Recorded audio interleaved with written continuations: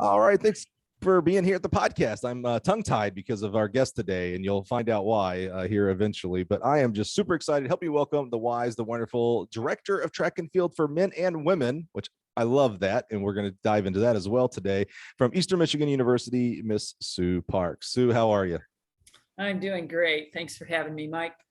Yeah, you're the head coach of Eastern Michigan, but I'm getting some from if you're watching us on YouTube, I'm getting some non-Michigan vibes here. You're actually down in Florida right now, aren't you? Yes, I'm in Naples, Florida. I've been coming here for Christmas for 21 years. My parents owned a place here and they used to come down for 5 months. So I always spent Christmas with them. They're no longer with us, but I've continued to come down to Florida the last couple of years just because I know some people and I'm familiar with the area. So yeah, it's been great. It was a great tradition. Do you still do? There was always a lot of bike riding. I remember from seeing pictures and stuff. You still doing a lot of bike riding down there? Yeah, I actually don't have my own bike now, but I try to rent one a couple times and still do a lot of running and walking and, just getting in the outdoors. Yeah, it's gorgeous down there and it's not 20 degrees. That's another positive. That is true. Well, Sue, excited to step into your amazing journey in coaching track and field. One that I won't even ruin the surprise. We'll get to what the surprise is and what I think the surprise is anyway. I even wore my red in solidarity for our time together, Sue. But let's get in our Wayback Machine here. Talk to us, Sue. Where does track and field start for you? You were a great athlete. So were you a middle school athlete, high school athlete? Where did track and field start? Well, track and field started very early for me. I think most people know that my dad was a track coach. So we actually started as little kids, running around the block, and my dad used to organize races in the neighborhood. And we had a high jump pit in our backyard, just kind of a makeshift pit. And so we were always doing, track stuff as little kids, which was really fun. Probably not stuff that kids do these days, but back in the day, there was no TV or no social media, things like that. So we got our fun from doing track events outside, and that kind of went into age group track and field, which I started at age 11. And I was involved with a track club called Wolverine Parkettes. They were in Lincoln Park, which is about a half hour away from Ypsilanti, and had a great experience with that club. Did a lot of races with them as an age grouper. It was pretty successful, cross country and track, and kind of just went from there. Now, you mentioned your dad, Bob Parks, true legend, and one of the few coaches that has a facility named after him. That's how you know you've really ascended. There's no Mike Cunningham track out there. So, it's just a whole nother level of what Bob became and did for this sport, and one that I cherish. What an amazing man. Was it inevitable for you to go into track because of your dad, or did you do other sports or even have the opportunity to do other sports? I think we were, obviously encouraged to do track, but, I played softball a little bit. I think there were 4 kids in our family and we all kind of dabbled in other sports, but, my sister and I ran age group track together. Both my brothers did it. We all continued on for a certain amount of time. I continued on the longest, but yeah, there wasn't any real pressure. I think we all enjoyed it at that point, and it was like, sort of like, when your time was done, it was done, and I just kept going. So less pressure and more of just the culture of the family. I mean, it's just what you guys did. You did track and field, right? Exactly. Yeah. I can remember going over from when my dad was an assistant at Western Michigan, and he'd go over and work on the weekends at the field house, and just, typical stuff, running around the track, jumping in the pit, just having fun as a kid. And so, that's how we started out pretty much. Now, when you get to high school, you're talking about age group and summer track, things like that. What was the status of track and field on the high school level for women during this time? Was there a team, or did you have to go in with the guys? What was the status back then? Not much was going on the women's side at the high school level. It was just getting started. I was actually sort of part of a lawsuit that allowed women to compete on guys teams. And so I ran on the boys team at Ypsi High for a little while, had a great coach named Levi Simpson, and we had a state championship 800 runner named Dane Fortney, who went to Michigan State and was a real good runner. And so we had a really good program at Ypsi High, and they allowed me to hang out and train with them and run some races. And ultimately I ended up running on the women's team, but I did do some stuff on the guys team as well, which was a great experience. And the guys were just phenomenal. It was just really fun. And like I said, overall, just a great experience. Yeah, it's interesting you talk about the guys, fun and welcoming you onto the team and training and things like that. Because I always wondered, it's such a crazy time that, we didn't have women's teams or girls teams in high school and things. I remember we had Sue Humphreys on the podcast, and she was talking about like there were no opportunity. It was boys teams only. So I always thought like there'd be like this, a butting of heads of like, well, why is this girl on our team? But you mentioned a very welcoming atmosphere there. Yeah, I think there's just a lot of diversity at our high school too, Ypsilanti High School. So it just wasn't a big deal. The guys were great. And, I've always been a hard worker. So they knew I worked hard, and if I got in there and raced, I was going to race hard. And so I was just one of the gang, I guess. And so what events were you you mentioned a high jump hit in the backyard. You mentioned cross country. What kind of events were you mainly focused on in high school? I did pretty much like the mile, the 8, the 4, the high jump, dabbled with the long jump a little bit.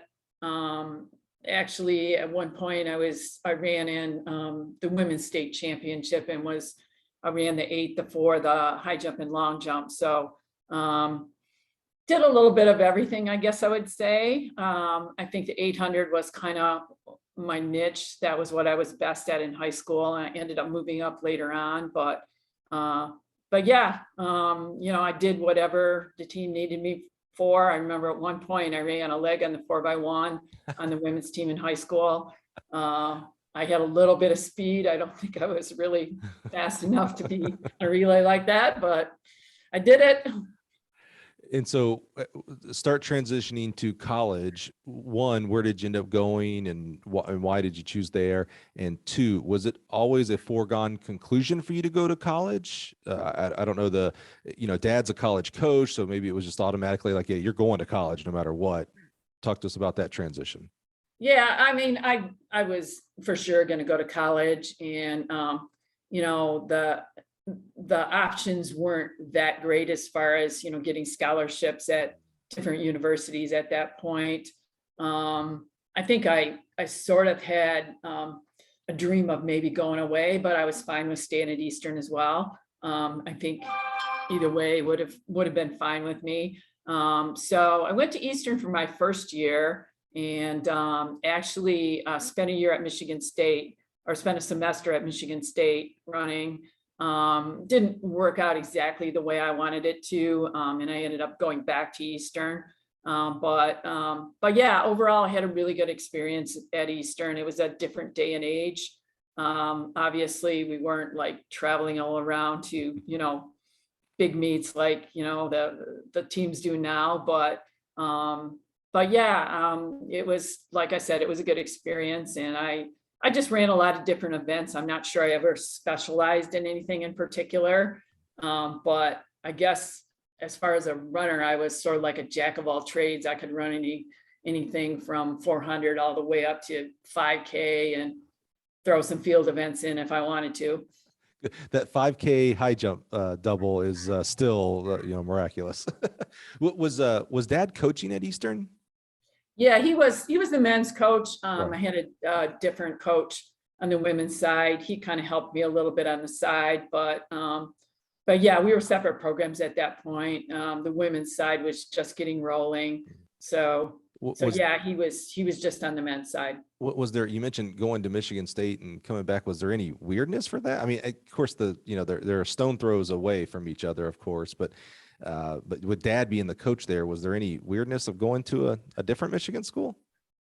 I think it was just that at that point they had a lot of really good distance runners there, and I was kind of running on my own at Eastern, and he wanted me to try it, have that opportunity. I think I was just ended up in the end, I was just more comfortable at Eastern, so I ended up going back. But I'm glad I tried it. It was a good experience, and I enjoyed running with a group of girls. Like I said, it was fun to try, and I'm glad I did. But I think Eastern's always been my home, and like I said, it was a good run there. And where were you educationally and career wise? Was coaching in the mind at all? I can assume because of your dad that it was, again, one of these foregone conclusions you were going to be a coach, but I don't want to assume. Actually, no. I didn't have it in my mind to be a coach. I started out as a phys ed major, and I was gonna teach phys ed. And I was in that major for, I think, only a semester, and I realized I kind of wasn't cut out for it. It wasn't really what I wanted. So I switched over to majoring in English and journalism. And kind of had the idea of being like a sports reporter, something like that, or a sports writer. I've always enjoyed writing and, that side of things. So stayed in that major, really didn't know for sure what I was going to do with it. And at the end of my time at Eastern, I actually had a fifth year of indoor and outdoor track, but I didn't have cross country eligibility, and they needed a coach at Ann Arbor Huron High School. And so I can't even remember how this worked out, how my coach arranged it for me, but he allowed me to coach at Ann Arbor Huron and go to practice, I think, a couple days a week to run the hard workouts. And so I started my coaching career while I was still in college. At the local high school. Was that the spark? Did you coach that semester and you're like, oh, this is natural, this is what I am? Yeah, I really liked it. It was, it was really enlightening to me what it was all about. Obviously I'd seen my dad, in action, but never saw myself particularly in that role, and got around the girls and think I kind of had a knack for it, and we did pretty well. And I just enjoyed seeing young people work hard and achieve goals. And at the high school level, I think I learned a lot about just making it fun, and people are out there for different reasons. We had some pretty fast girls, and we had some girls that were way back, and I think it was, at that point, I was just like, well, everybody's out there for a reason, and I want to make it a good experience for them. And that's what I tried to do. And it was really rewarding. So I guess that kind of jump started my interest. And then, I kind of just continued on at that local high school after I got out of college and started working on my master's degree and working at Eastern. So you finished that fifth year and kept working out at Huron? Yes, I did. And yeah, for cross country. And then I also took on a track and field job at Ann Arbor Gabriel Richard. And that was pretty interesting because at that point, I'd been a distance runner and I'd done some field events, but I didn't really know all the events. And I sort of had to dive in and learned how to coach a 4x1 and discus and really all the events. So I guess I got thrown into it pretty quickly, and I had to figure out what I was doing and try to make something out of it. So yeah, I worked at two local high schools, Ann Arbor Gabriel Richard and Ann Arbor Huron, and got a chance to dabble at the high school level. Now, a lot of times I ask about a coach's professional development. Are you doing USATF coaching education? Are you, some coaches talk about, I used to go to the library all the time and read as many books on biomechanics and everything like that. But you might have one of the better professional development opportunities right in front of you, and it's called dad. Because I think of your dad as, you talked about that jack of all trades. I think of your dad as that jack of all trades that could coach, I don't even want to say nearly every event. I'll say every event.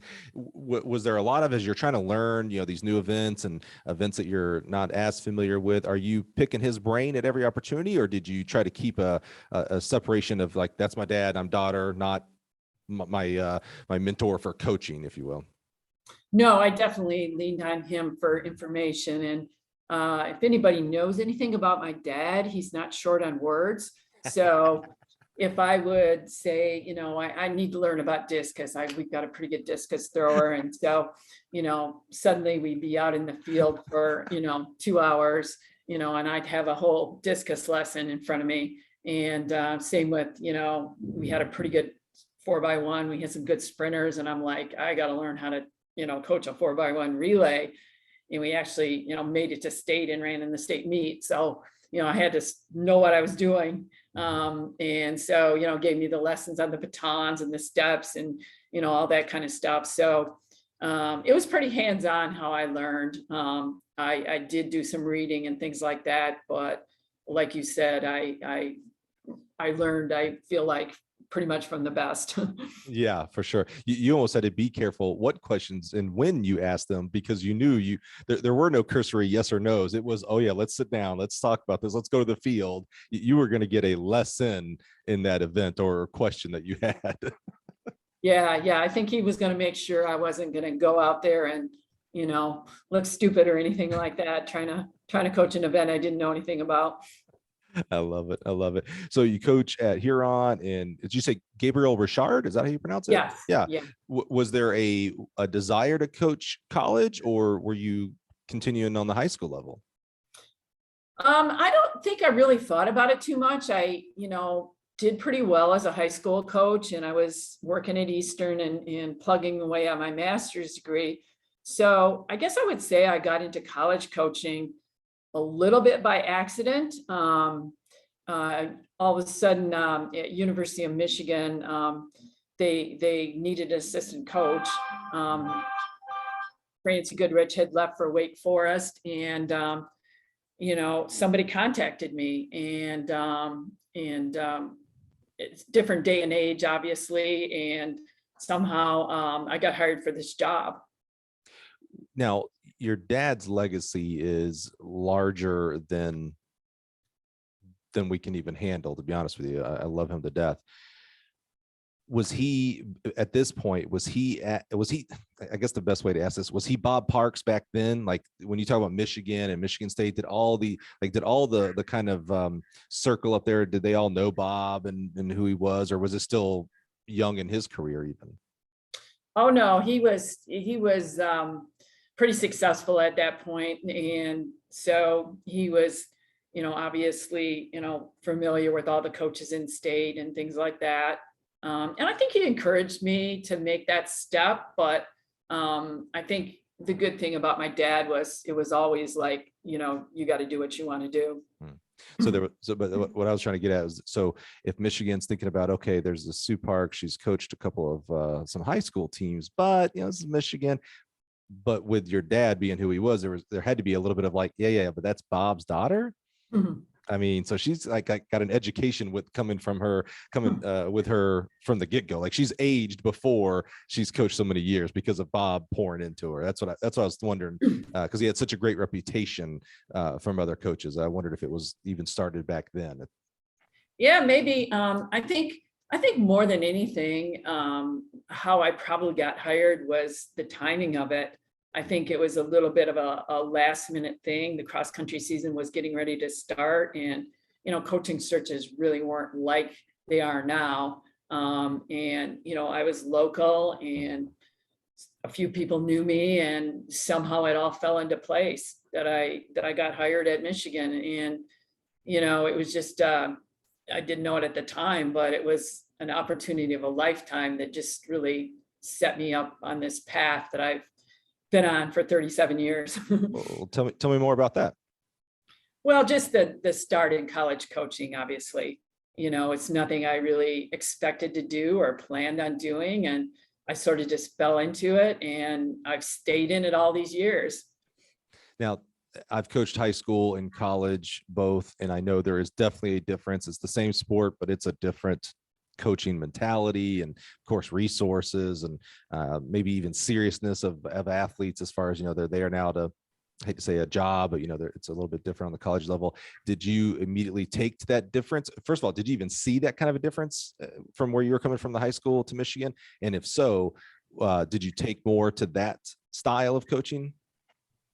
I think I was just really lucky that I inherited a great group of girls when I first got to Michigan. I mean, Francie Goodrich had a great team there, and I was just lucky that they welcomed me, and they respected me, and they listened to me, and I really thank James Henry. I mean, I've learned a lot from all the people I've worked for, but honestly, there was no reason for him to think that I could coach this level of girls that were at Michigan, and he just let me do my job, and we ended up doing pretty well, having some really good success. But he was one of those kind of coaches that really, if he was going to hire somebody, he'd let them do their job, and not stick his nose into it too much. And I really appreciated that, because I didn't know everything, but I feel like I developed a pretty good system, and I learned a lot from the girls, and we just made our way. Yeah, shout out to James Henry. I got to know him as we were working on their indoor and outdoor facility. I've known him by name, but never had met him. And one of the first things I asked him, because he'd been at Michigan forever, right? And I was like, James, like, how many ADs have you gone through? And I think he said he was on his 10th one. And I go, well, that tells me everything I need to know about you. Because not only did you survive and thrive through 10 different ADs at the Michigan Big Ten level, but you're still here and going. Like, everybody has their own people when they come in, and he continued to do well. So it just told me a lot about James and what kind of person he is and how he can work with the multiple different people. That's awesome. I didn't realize he's the one who hired you there. That's really cool. Yeah. He was just, transitioning into a head coach himself at that point. And so, like I said, for him to trust me with this group of distance runners. And the great thing about James is, another thing I learned from him is, at that point, he was just coaching the women's side, and he knew everybody on the team, even the distance runners. So, he would always be there, as support for the distance runners, but he let me do my job, and I really appreciated that. That's awesome. So how long were you at Michigan? 3 years. I was at Michigan for 3 years, and then I decided to go back to Eastern. Everything seems to lead back to Eastern, obviously. That's the center of the world right there, back to Ypsilanti. Yeah, because I wanted to finish my master's degree. So I ended up going back and being a GA for my dad. So I dabbled a little bit on the men's side, which was really great. I got to work with some of the middle distance guys. He put me in charge of a little group. And so, I got a chance to see the guys' side of things, and had a great experience, and got to finish up my master's degree and go from there. So talk to me about that. So, there's all these different roles we have, right? Dad, Bob, and coach, and daughter, and friend, and we have all these different roles. What was it like coaching under your dad for that time? Because it's not just, first of all, it's your dad. That alone right there is this huge relationship, daughter to dad, and now assistant coach, head coach, right? But your dad's bigger than life. I mean, he's taught you everything up to this, that a slight overstatement, but a lot in this sport, right? He's drawn you into the sport and drawn you into coaching. How was it actually coaching with him? Was there a tension sometimes between you two? Was there a deference of like, oh, whatever you say, Dad? I mean, how that just seems like an interesting relationship there. Well, it was. I mean, there could be tension at times. I mean, I think he found out in a hurry that, I guess it's something he always knew, but that I have a mind of my own, and I have a certain way I like to do things, and it didn't always, coincide with the way he did things. So, yeah, we butted heads at times, but, the one thing about my dad is, his heart was always in the right place, and, he just so well respected by his runners. Everybody who's ever come through that program and run for my dad, it just, what he did for them as a person. So again, I was able to learn a lot more even that year, just from, just being under him and working directly with the team. Yeah, I was gonna say, as big of a coach Bob was, his heart was bigger. That's my favorite memory of him, is his soul, man. He's awesome. He was awesome. What did you were working on your master's as well during that time? Yeah, because I had just taken a few classes, and I realized, it was something that I really wanted to get done and needed to get done. And so I just spent that year knocking it out. And my dad hired me as a GA. So, I was actually working hands-on with the team and taking my classes, and I was able to finish that in 1 year. So And you did undergrad in kind of journalism and thinking of writings, English. What did you get your master's in?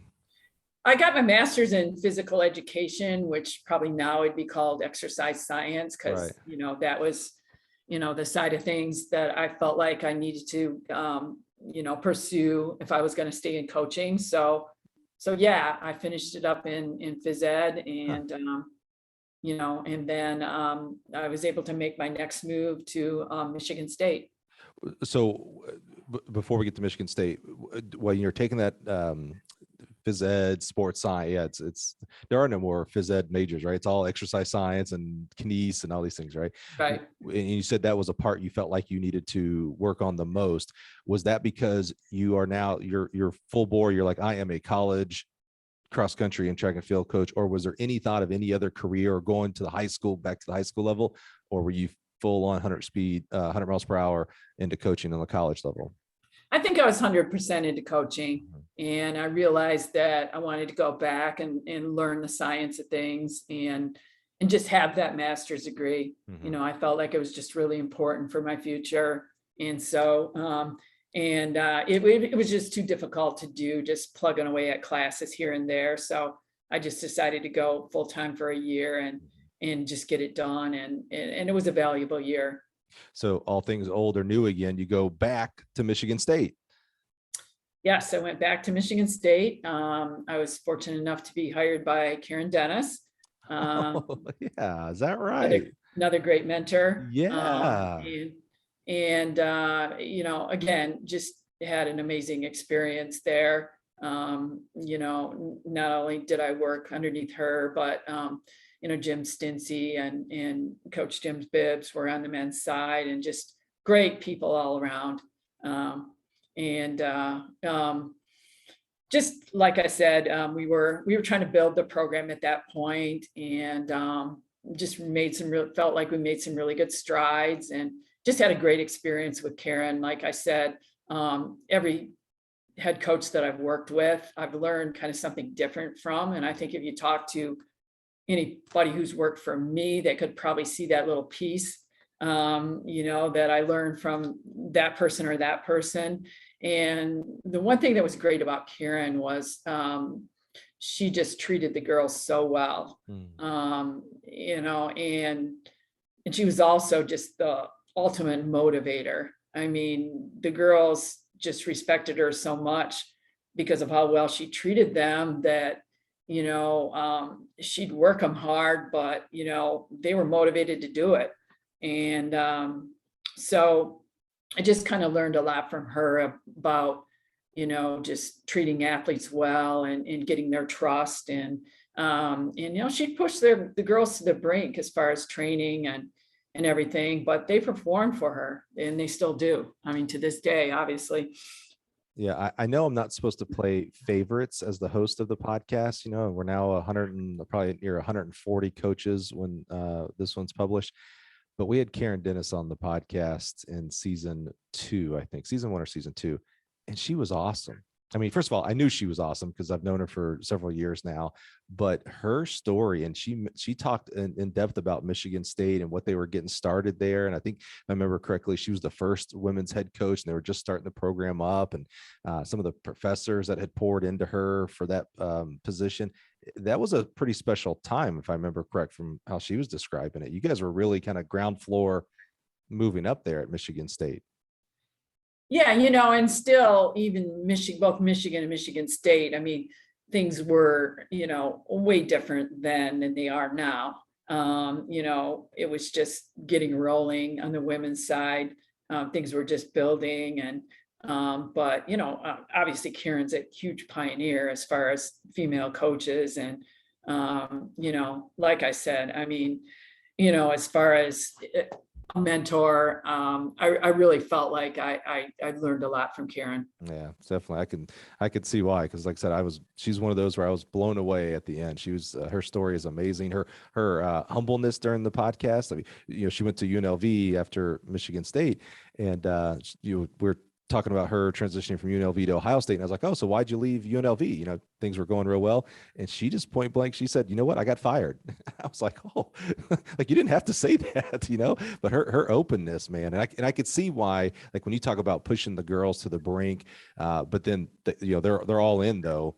Like I could see why, that personality. And it reminds me a lot of you actually, Sue. I mean, talk about pushing to the brink, we're training real hard, but people who are like, oh yeah, Sue, that's our Coach Parks. That's my coach. That's like ride or die, let's go. And a lot of it has to do with when you have success from it too, right?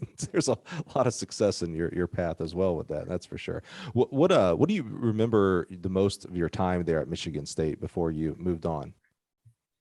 I think, like I said, we were building a program, and I think, we made some good strides. We got, a couple girls to NCs in cross country, and really, we're on the brink of, building something good. And obviously, you can see where they're at right now. So it's a great place for a distance program.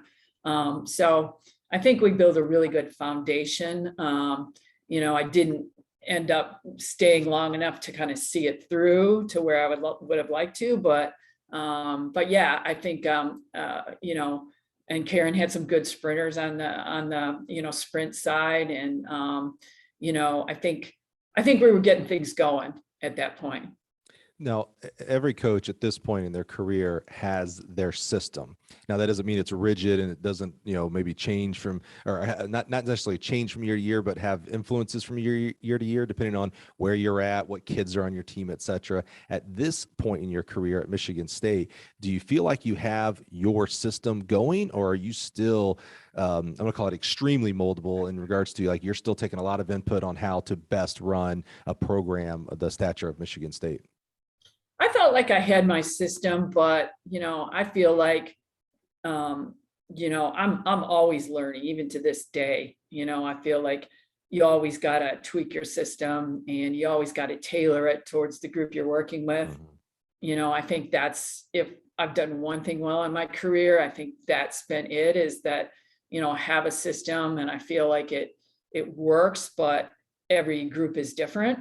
And, sometimes you have to change things, and sometimes you can do one thing and it works out great one year, but, you try the same thing the next year and it's just not working. So you got to figure out, instead of being stubborn about your system, you got to figure out what's going on and how you can change things to make it work. So, and I think that's always the challenge of coaching, is that you can have your system, but, it's got to work for the group you're working with.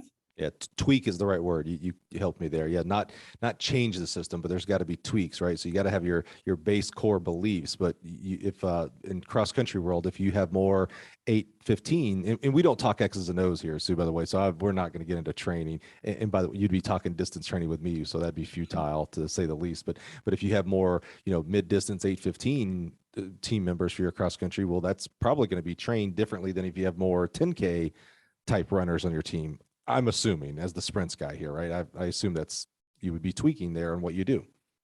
Yeah, exactly. And, when I was coaching at Michigan, I was fortunate enough. I coached a 2-time NCAA runner up in the 5,000.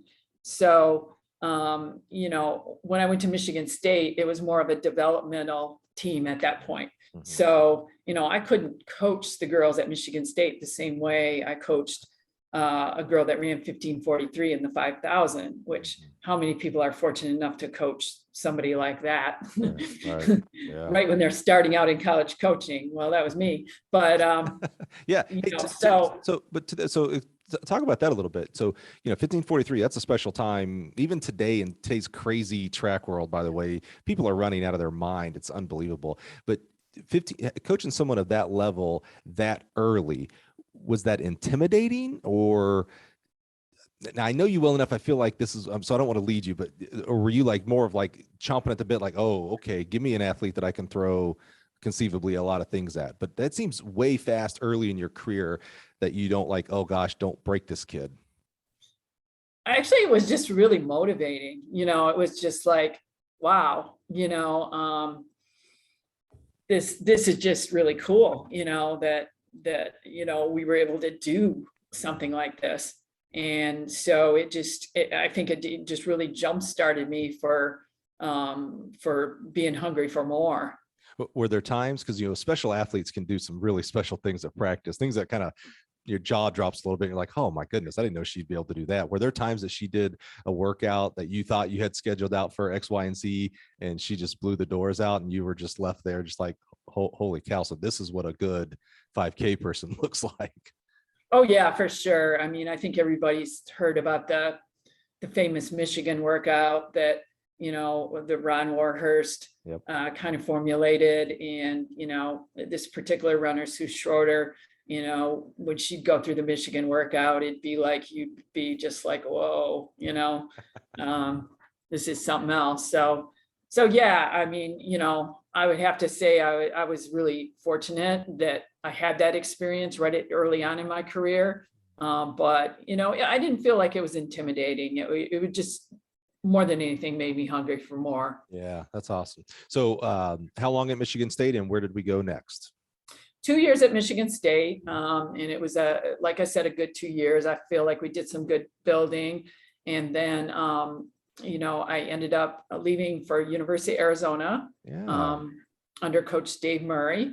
And again, a great mentor, great person to work for. And I think, Coach Fred Harvey. Yeah, of course. As well.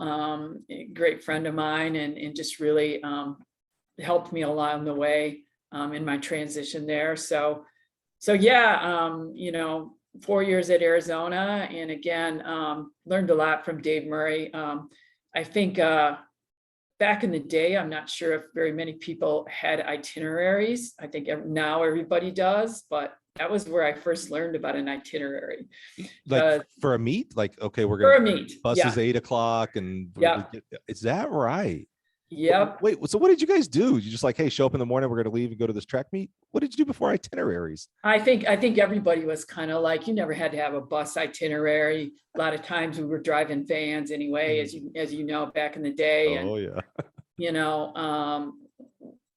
Things were just different earlier on. And then, Dave Murray, very, very organized. Just, you always knew where you were supposed to be and when. And he was the kind of guy, he just always wanted the athletes to have a great experience. I mean, we'd go to these meets. We had Pac-10s at Stanford, and we'd go like a week ahead of time, so we're spending a week in Palo Alto in the Sheraton.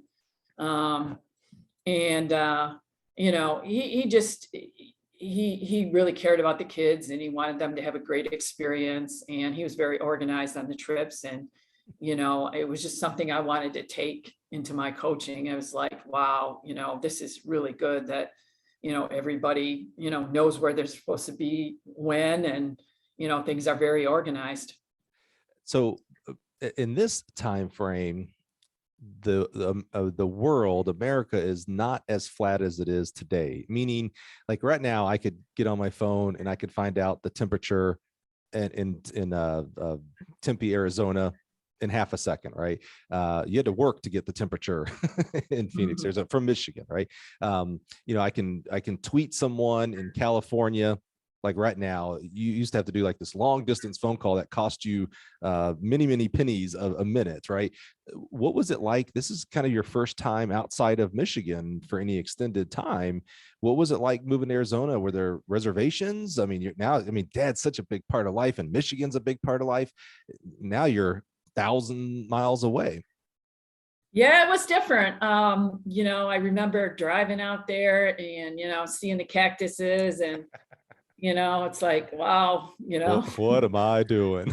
yeah, never lived out of Michigan before. Right. But it was good for me to go to a different part of the country and experience something different and, see a different side of track and field, be involved in the Pac-10 and, again, just, coaching at such a high level taught me a lot. Coach Murray had been, very, very successful, on the men's side, and we were a combined program now, but yeah, I mean, just learning from him and his style of coaching, and just added more ideas to, what I did and what I wanted to accomplish as a coach. And so, yeah, it was a really good experience. We mentioned about tweaking your training. So you go from a place where you almost have to have an indoor facility. Summers are mild, nice. Winters are maybe a little bit harsh. Now you go to a place where maybe winter is still hot and the summers are sometimes unbearably hot. How did your training, again, we don't get X's and O's, but how did you fit your training for all your Michigan based type training now into a very hot weather type of training environment?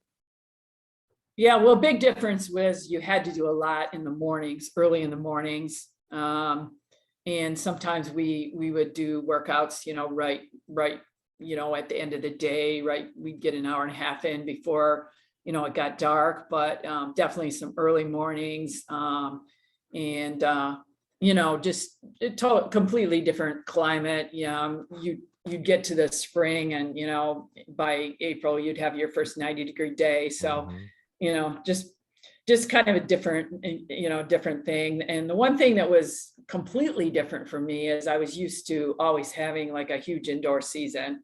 And at that point in time, at Arizona, we would just go to like 2 meets. And that was super different for me. Yeah. Just, we'd come off across country and then we'd just be training for a long time. And I just remember, the full indoor season, and we'd usually go back and we'd actually go up to Flagstaff and run once or twice. We'd go back to Notre Dame and run if anybody had a chance of qualifying. But, basically it was like, we ran cross country and outdoors and a couple meets indoors. And if anybody had a shot at NCs, they'd take their stab at it, but that was about it. Did you like that? Because, sprints, jumps, hurdles guy, I was not a big fan of indoor. I like to train all the way through for outdoor. Cross country, so tough, right? Because you have a complete season in the fall and a grueling season, by the way. And then if you have a full indoor season, that's a ton of meets and a ton of, banging on those indoor tracks. And then you got an outdoor, it's not over. You got a whole nother season that can go as far as June and July if you're going through nationals and even, US championships or not. Did you like that, call it less emphasized indoor, or did you miss, indoor is its own culture? Did you miss that indoor banging on the boards, 200 meters, go, go, go? I missed indoors, definitely. There is no question about it. I grew up on indoor track and, like you said, banging it out in the boards and running those indoor meets. I loved indoor track as a runner, and I still love it as a coach. I just like the closeness of everything and just the feel of it. So I did miss that part of it. I learned to adjust. I adapted. I think one thing I was always like looking at the times from everybody indoors, and we'd be running our couple meets, and one would be at Flagstaff at high altitude, and it's like, you're not going to run fast there. And so, I'd be like, how are we ever going to catch up? And then we did, but it was just different. Yeah, I could see I thought maybe as a distance coach, maybe you're like, yeah, I'm cool with no indoor. We'll just do it outdoor. But there are some, just like when you think of track, a lot of times, you think of those like indoor miles where the elbows are flying and it's just, it's just raw for 8 laps and just, it's awesome, So I could see where the competitiveness of you looking at all the other times going, oh man, we could be running that. We should be running that. And you got to like, almost like hold the reins until outdoor season. Yeah. It was definitely different for me, but like I said, I adjusted, and we would always start outdoor meets like in February, end of February, early March.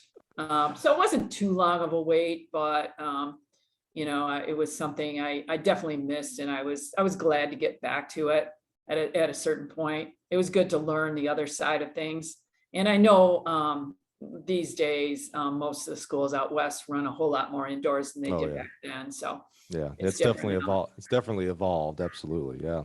What, you said you spent 4 years at Arizona. What was your greatest takeaway from Arizona? And maybe it was itineraries. I'm not sure. I guess it was my first taste of a combined program. Ah, So, because I'd always been the women's side. So that was something I really enjoyed. I didn't work directly with too many of the guys. I was just kind of there as a second voice, I guess I would say. But I really enjoyed being involved with the men. So that was a big part of my development. I felt like just being a part of a combined program, and obviously that came full circle later on for me. mm-hmm. Yep. So where do we I'm go? gonna turn on my light, Mike, because Oh yeah, go ahead. I thought the sun set in Naples, Florida. It got real dark. There we go. I thought maybe you didn't pay the light bill or something, Sue. I was a little concerned. So 4 years of Arizona, where do we go next? Back. So 4 years of Arizona, where do we go next? Well, I got the chance to go to Ball State as a head coach. So obviously all my positions up to that point had been as an assistant. So, and I was really torn with it. I really liked it at Arizona. We'd had a good run, actually had a national champion indoors in the 5,000. Had a pretty successful miler 1,500 runner. We did pretty well in cross country, and had some good results on the track. So, I was torn with it. But I really felt like it was my time to, try to be a head coach and see what I could do with my own program. So decided to make the move to Muncie, Indiana, to go to Ball State. And yeah, that was my chance at head coaching position. So my favorite question to ask anybody when they get their first head coaching position, were you ready? And what I mean by that is once you got in and started seeing all the things that you have to do now as the head coach, did you feel like you were ready, or was it learning by doing, trial by fire? No, I felt like I was ready. Like I said, I felt like, the people that I've learned from, starting with my dad, and then the three coaches, James and Karen and Dave Murray, just like I said, I just took away pieces of, all of them, and, just sort of developed, the kind of program that I wanted to from there.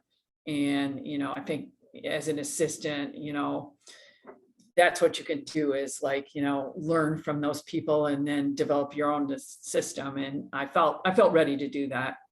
Well, that system, the end result of that system the end goal had to be a championship, because you won many of them during that time at Ball State. What did you bring? It's one thing to be an assistant coach. You're very responsible for your event area. Maybe you help out with the head coach in certain things, but as the head coach, the buck stops there, right? You're responsible for everything, all the events, budgeting, travel, etc. What did you bring? What was your not coaching style for how you coached the distance runners, but what was your style as a head coach for the program that resulted in, really a special time? There was a time right before, the spoiler alert is that I was her assistant for a couple of years. I was going to ask her who her favorite assistant coach was during her time there. but my ego couldn't take it if she said it was like Todd Lane or somebody else, or it would hurt me. So if you didn't say me, so I'm not even going to ask. But you had a time there for a lot of times where a lot of championships from cross indoor and outdoor were coming along. What was your style? What led to so much success? Well, I've always felt like you're only as good as the people you surround yourself with. And, that was one thing I learned early on. My dad said,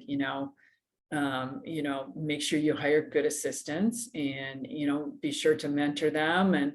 And so that's what I tried to do. And my first assistant was Kelly Lycan, great coach who, is retired from Western Michigan, but, just a hugely successful coach. And between the two of us, we just got things rolling there. We were really fortunate. Again, I feel like I've been fortunate in a lot of ways where some of the stops that I've been at, there have been good people in place. And I just kind of fell into it and, was able to coach them well. And, that was the case at Ball State. We had a pretty good nucleus there, and we just kept adding on to it, and we're able to get the ball rolling with winning some conference championships, and that was where I got my first taste of winning at the conference level, and just tried to keep that going. What was your first conference title there? Team title? 1996. Indoor, cross, outdoor? It was indoors. So I can assume you remember that meet fairly. It's hard. You've had a lot of championships and a lot of meets. Do you remember that championship that when you won, when you knew that you won the title? Do you remember that feeling? Yeah, I do. I mean, but all of them have been special in different ways. Mm-hmm. It's just people ask a lot of the time, like, was there any one that was special? And I think the first one always is. Mm-hmm. But there's certain things you remember about certain meets, like when it came down to the 4x4, or, that person that scored 1 point in a certain event that wasn't supposed to score and you only won by 1 point, different things like that. But yeah, I remember that feeling, and it's just, like I said, once you win at that level, you're hungry for more. As I said, you get like addicted. Yeah, and so are the athletes. So during your time at Ball State, you mentioned already Kelly Lycan, who goes on to become the head coach at Western Michigan. Then you said your dad talked about surrounding yourself with good people. You must have been desperate, because then you hired me. I came there for a couple of years, had a great time, and went to Mississippi State. You've had Todd Lane, who is now the assistant at LSU, and I think did he go from Ball State to Miami? He did. Yeah. So he goes Ball State to Miami. Brian Fetzer comes through there. Brian Fetzer, former head coach at University of Virginia, now an athletic director in Cincinnati area. So Fetzer comes through there. Who am I missing? Anybody? That was it. Yeah. Yeah. Lane Schweer was a GA for us. He goes and becomes an assistant and eventually the head coach at UNCW with Jim Spricker, who was on the men's side there. And we'll get to, the next stop. We'll just go ahead and spoiler alert. You go back to Eastern Michigan, which is amazing. I love this full circle. But at Eastern Michigan, you've had several assistants come through, and they all go. No one comes through there and goes on to, I don't want to embarrass anybody, but small schools. They go to Miami, they go to Mississippi State, they go to Big 12, Big 10, Pac-12. You've become like this assistant coach machine. Like you develop these assistant coaches that go on to the, quote unquote, bigger, better program. I don't even want to say better, because you've beaten plenty of them, but Power 5 programs. What is it about? And maybe it goes back to that core of attracting good people from the get-go. Is that what it is? But your people all move on to bigger schools. Well, I think one thing about our conference is you have to coach. I mean, we try to get the best talent we can, but sometimes we're recruiting those kids that are a little bit under the radar. I had girls that I recruited that in Indiana, it's a 1-class system, but so never even made the state meet. But, I saw something in them and recruited them, and, but you have to coach them. You can't just mail it in. And nobody can really, but you're maybe, you're not getting those necessarily those, national level recruits. You're getting, the next tier down, and you have to coach them up. And so I think everybody who's worked in a MAC school, I mean, we have excellent coaches in the conference. I feel like across the board, you really have to grind. Yeah, and the go look at the results. I mean, you don't get to be a slouch in the MAC if you want to win, because go look at what it takes to win the 100, the 10K, the hammer. It really is for a quote unquote non-power 5 school. Boy, you don't get to just freeload in the MAC. You've got to coach in a very high level. Yeah, so I think what happens is assistant coaches who do well in the MAC get noticed. Because I think a lot of the bigger schools are know that we do it with less, and some of our talent, we like I said, we recruit the best people we can, but we're maybe recruiting some kids that are a little bit under the radar, and we're making them better. So, our careers are made up of a lot of great decisions, and we sometimes make not so great decisions. Let's talk about one of your maybe mistakes. So why in the world did you hire me? I was this JUCO coach with little to no experience, and yet you brought me in with a heck of a squad, by the way. It's not like you were like, well, there's not many kids on the team. You guys were coming off of an unbelievable, I think you won both indoor and outdoor titles the year before I got there. What were you thinking? I tell you what, I mean, I feel like junior college coaches really know how to work. I've learned that over the years because I've, dealt with a number of them. And, I think I liked your background. You have a really good background. And I have an assistant now at Eastern who has a JUCO background as well. So, I feel like it's kind of like you have to know all the events just like a high school coach. And so, that kind of background and the kind of contacts you make as a JUCO coach, I feel like, JUCO coaches are make really good D1 coaches.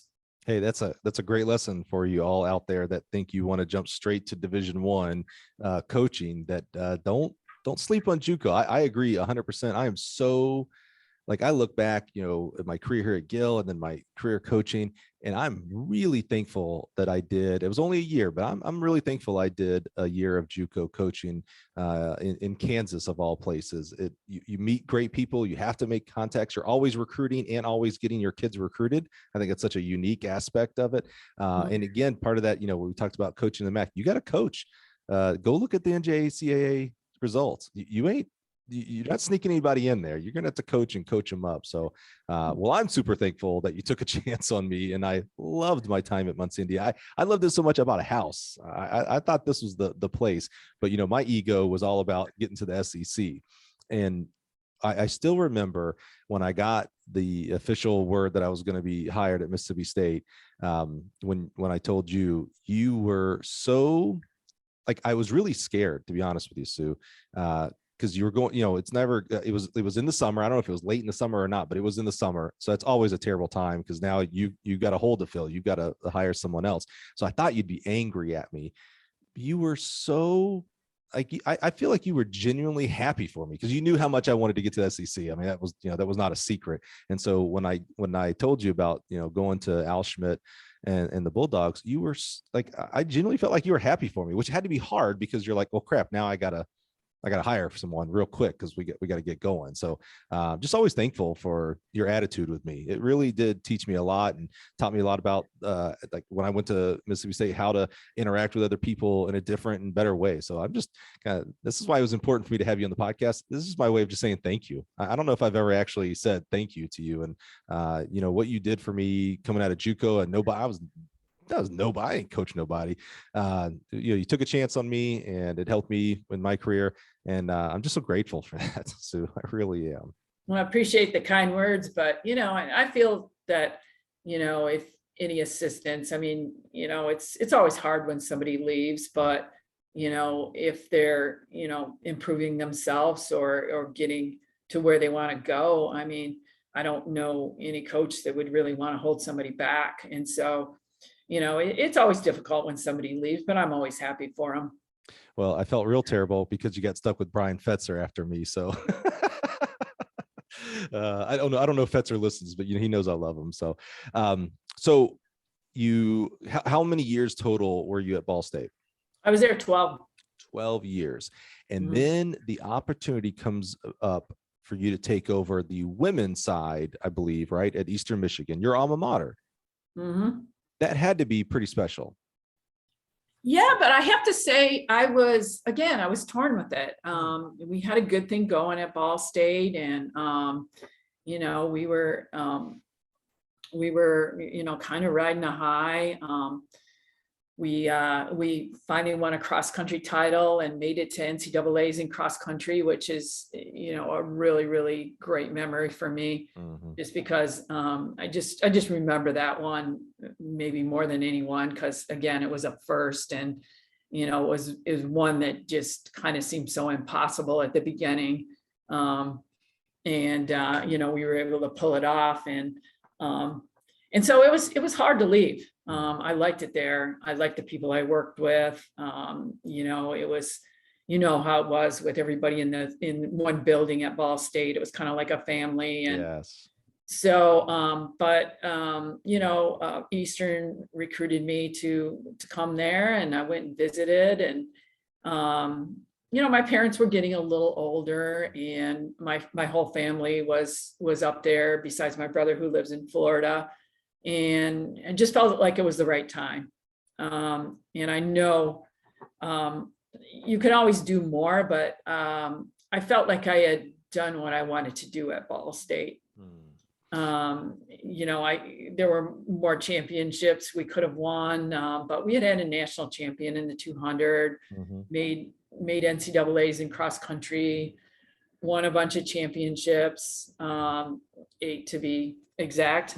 And so, I just felt like maybe it was time. So I made the move, but it was hard.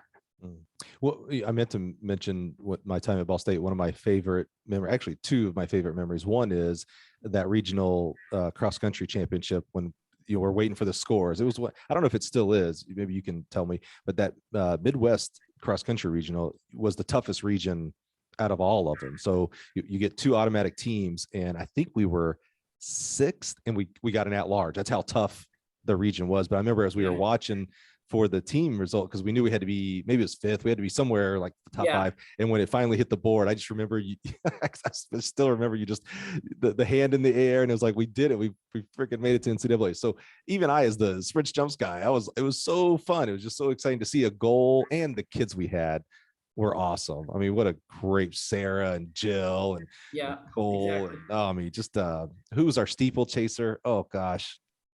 Katie. Yeah. Katie. Yeah. Come on, man. What a great group.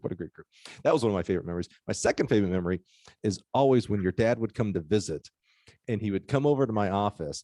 And I always tell it, before his first foot would reach over the threshold of my door, he'd be halfway into a story. It was my favorite. It was like Mike's story time. Like I get a story now. He'd tell me, about some amazing athlete and race at Eastern when he was coaching or something. It was really special. I mean, like genuinely, like that was, golly, 15. That's getting close-ish to 20 years now. That's how old I am. So, and it's still a memory I just hold dear of your dad telling amazing old school slobber knock'em stories, man. It was really good. So I can imagine on one hand how that would be hard for you to leave because of those memories that you're creating. We're at Ball State and we're at Muncie, and you're doing things that have never happened before at Muncie, a national champion and national qualifying teams and many, many, many, many championships.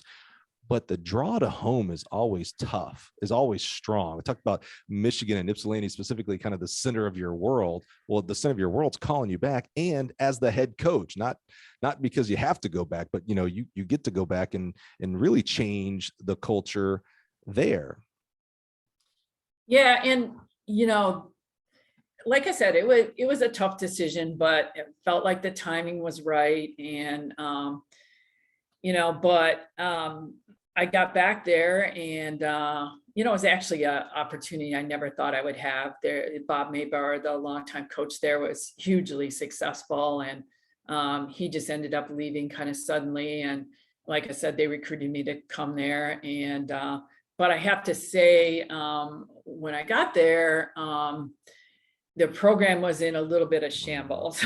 Yeah, especially not only that, agreed, but because you're going inside the same conference, you had Ball State at a very high level. And not only that, you now go to Eastern Michigan that was struggling, but you got to see that Cardinal Red every meet pretty much, definitely every conference meet. But you can't let that play into your decision, right? I mean, you're a long-term thinker when you're trying to make these decisions, correct? Yes, and I knew that, obviously it'd be tough when those girls that I recruited and were on were at MAC meets and on the team.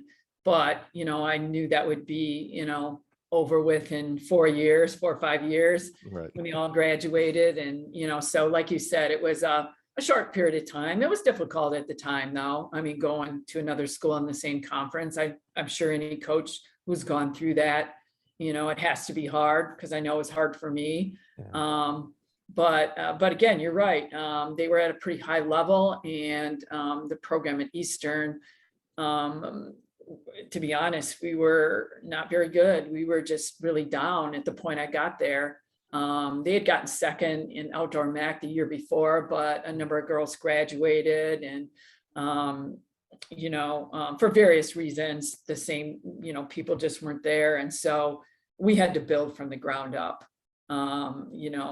We actually scored, I think it was 7 points in the first indoor MAC meet that I was head coach for Eastern. So, That had to like kill you, Sue.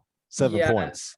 yeah, that was bad. I think we got into double digits during outdoors, like 13 points, but we were solidly dead last indoor and outdoor track my first year at Eastern. And so it was tough. I feel like the rest of my coaching career, I'd been pretty fortunate to go to places where, there was a pretty good squad in place. And, I just, had to coach them, and that wasn't the case here. It was like we had to build from the ground up. Now, the only good part about that, I felt like, was, I really had this goal that I wanted to just really build a total team. At Eastern on the women's side, they pretty much, had a good group of sprinters and distance runners, but we didn't have a single thrower when I first got there. Wow. Hardly anything on the vault side. So I just wanted to go about the program just like building up a total team, and just trying to get good people in all the events. And one of the goals we always have is to score in every single event in the MAC, which on the women's side is not that easy. So yeah, we just started out plugging away, and just tried to get better every year. That's all we could do at that point. So that's a subject I really want to talk to you about, is building a championship program. So put a pin in that, because I want to finish through this coaching journey here, because you're Eastern Michigan, you're on the women's side, you're split program at that point. But not too long ago, how many years ago now, you were actually named, you're now the director of track and field for men and women, cross country and track and field.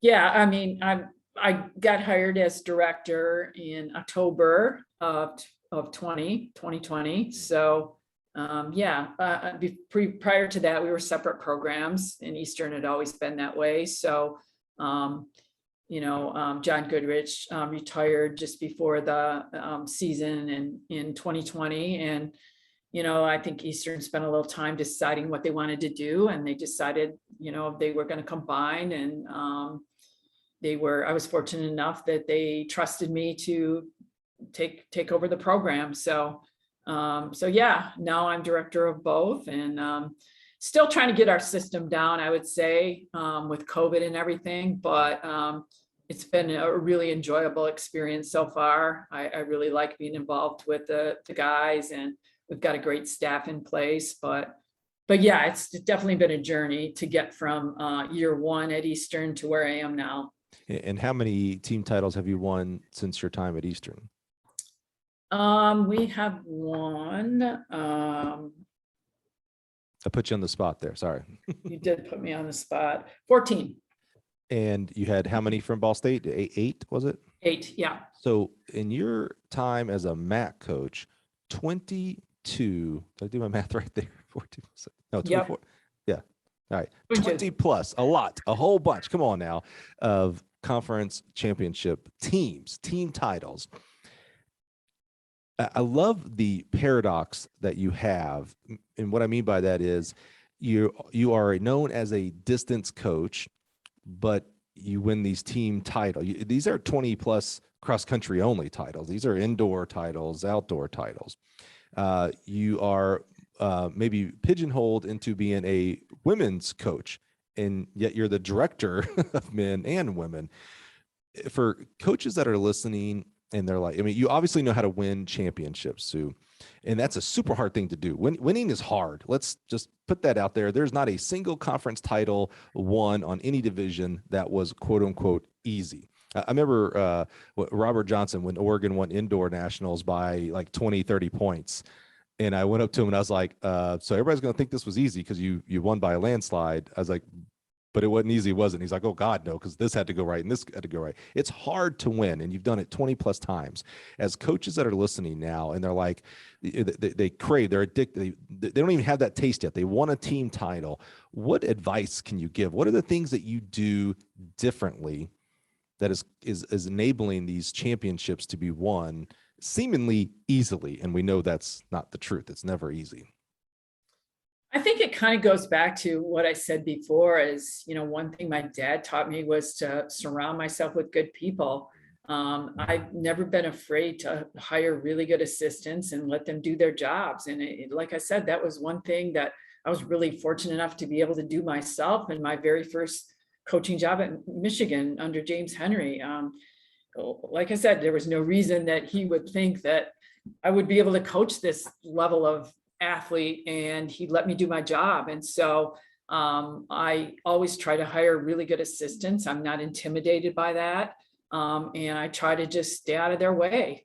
I don't stick my nose into, their workouts or what they're doing. Now, if something isn't going right, then I'm gonna, talk to them and figure it out. But, I feel like it's really important to let your assistant coaches do their job. And, and I think too, with recruiting, it's easy to say, we all want to recruit the best people out there, but you have to find recruits that are a good fit for your program. And I found out at Eastern, there was a different fit than what there was at Ball State. Interesting. And I'm not sure I can quite explain that to you, but right. At Ball State, I mean, we were recruiting, state champions from the state of Indiana, that, and a lot locally. And at Eastern, we had to branch out a little bit more. And my dad pursued a lot of international athletes, and so I started going that route, which I never had before. So we have a very diverse team at Eastern, but I feel like you just have to figure out the people that are a good fit for your program. And if you figure that out, then, they're going to compete hard for you. That's interesting. We talked about tweaking your coaching based off of maybe where you are or the makeup of your team.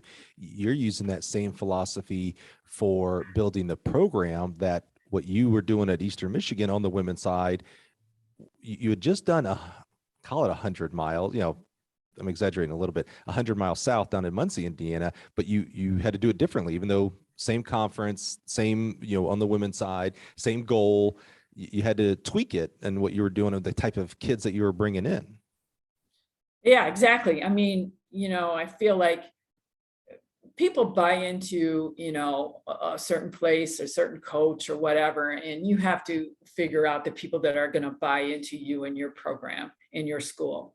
And, and that's what I've been able to figure out, I feel like, at two places, and it's been different at both places.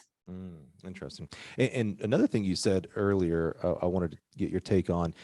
what does the role of, you said that your goal, this is what I love, you're pigeonholed as this distance coach, but you, and I can tell you from experience, you do care. Like, it really is a goal of yours to score in every event. Pole vault, hammer, jab, 4x1, every event is quote unquote important. It needs points to be scored.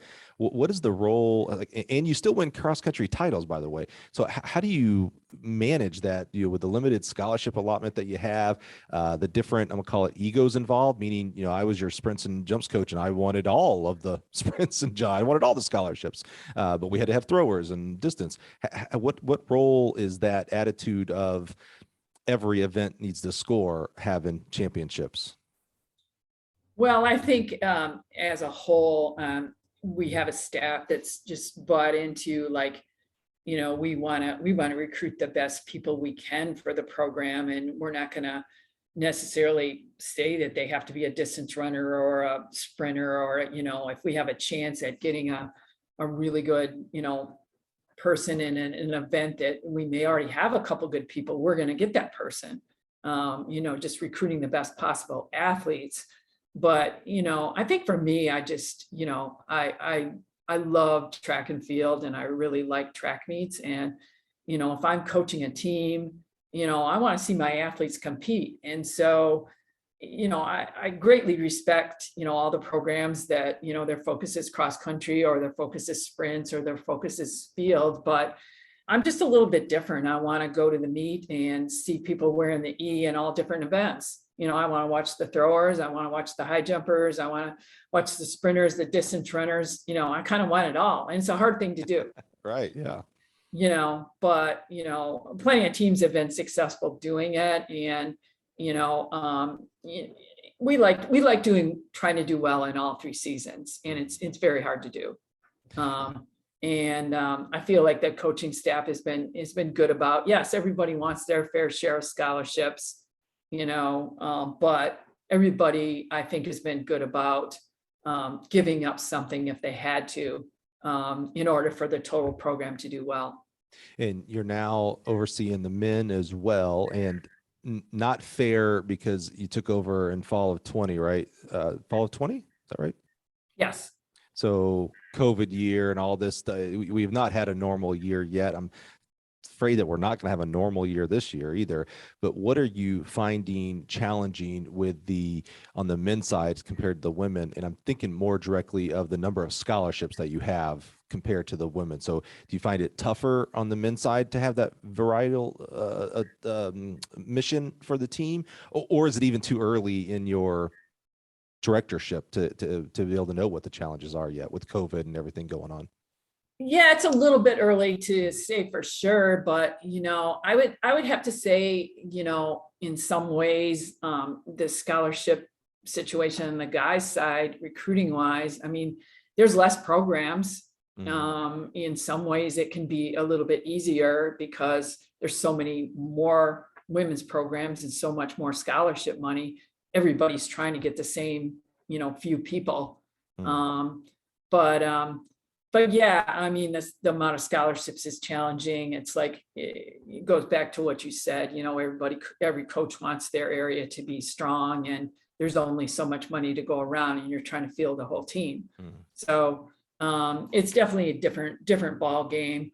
Feel like, difference wise, I mean, athletes are athletes, and I think at Eastern, we sort of pride ourselves on being that grinding kind of team. We work hard, and I think people know it about us that, we're all about, competing hard at the MAC meet, and, we're gonna show up when it counts, and we might not always win, but we're gonna put our best forward when it comes to the MAC meet. And like I said, we just try to keep bringing in people that buy into that. All right, Sue, last two questions and we'll be out of here today. First question to wrap up here. How special is it? I want to bring this back to your dad because he's so special.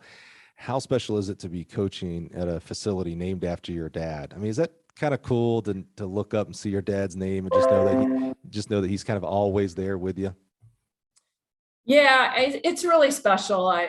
when I first got back, and the program was down, I kind of felt like I was letting people down, and that was kind of difficult, but I just had to take a step back and say that I'm just going to do the best I can and try to be my own person and not try to live up to anything.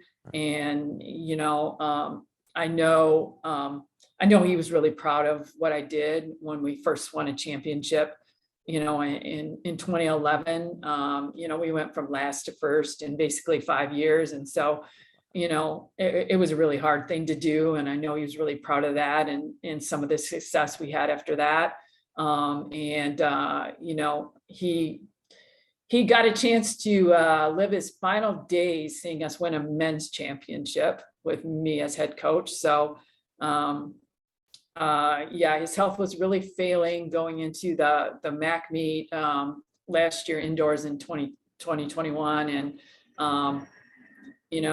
his workers had the MAC meet on the TV, when he was laying in bed and everything.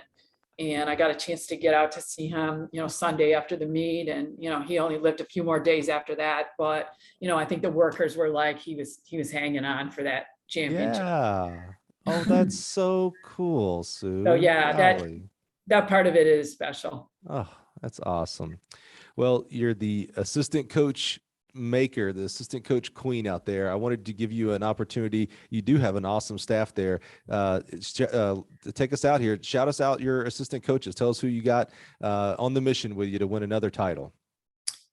Yeah, well, I have on the sprint side, Chris Best and Sterling Roberts are my associate head coaches, and Sterling's also a graduate of Eastern. So, and Chris has been with me the longest. Like I said, another JUCO guy.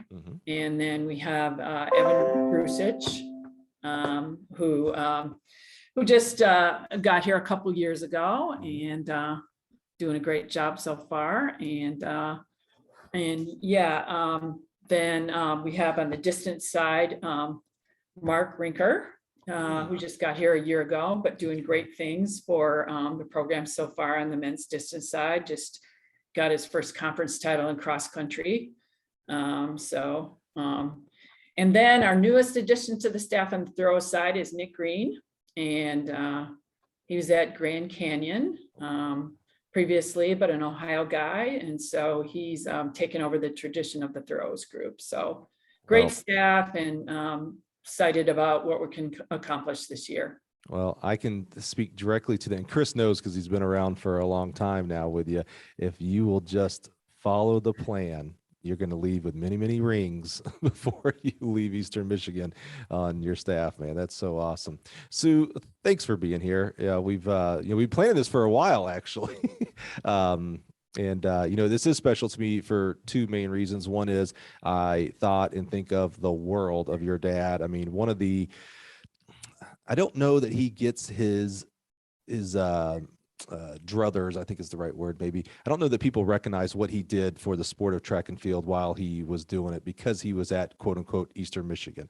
That man could have been at Pioneer High School and he would have built many, many champions. It didn't matter where he was at. He was a champion maker. And so I'm just so happy to be able to, live up his legacy by interviewing you here for the podcast. And then two, it's personal for me. It's not just another coach that I know and I know well. It's my former boss. And I really did learn a lot from you, Sue. So I'm just so thankful that you'd spend time with us today on the podcast. Well, I appreciate it, Mike. It's been great knowing you, and you're doing some great things with, interviewing coaches and passing it along. Yeah, well, 140 or so down, and like 1 million more to go. So the job it's like Pokemon. You got to catch them all, man. And I'm glad I got you on today, Sue. So thank you so much. Really do appreciate you. Looking forward to another year, and give us a preview. Do we have a shot at a couple of rings this year? I don't want to. Don't make any locker room material for anybody in the MAC. Just what do you think? Got a shot? We always feel like we try to put ourselves in good position to, be in the hunt, and we feel like, we will be this year. But, like you said, it's so hard to win championships, and, there's really good teams and really good coaches in the MAC. So we're gonna bring our best and see what happens, and hopefully make a run. Well, we'll be watching as well as everybody else, and every MAC coach right now is just like, oh man, I was hoping she'd say they were down this year. Sue, Who knows thanks. with COVID though, you know, I Yeah, mean, I we're know. starting that all over again with, I know. That could be its own podcast right there. Sue, thanks a lot. Appreciate you very much. Have an awesome night. thank you.